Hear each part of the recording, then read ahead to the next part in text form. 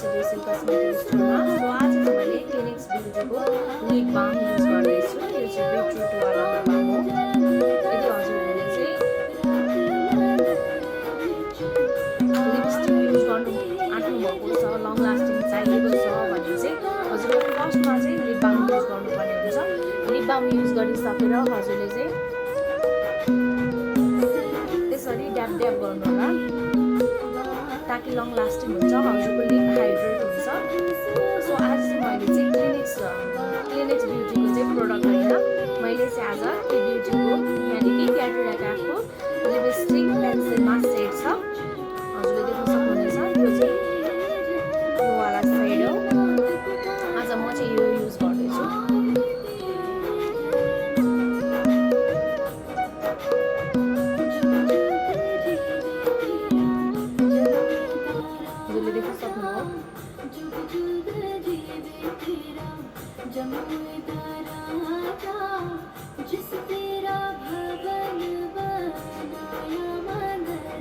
यसले चाहिँ यो हजुरले देख्न सक्नुहुनेछ, यो चाहिँ एकदम धेरै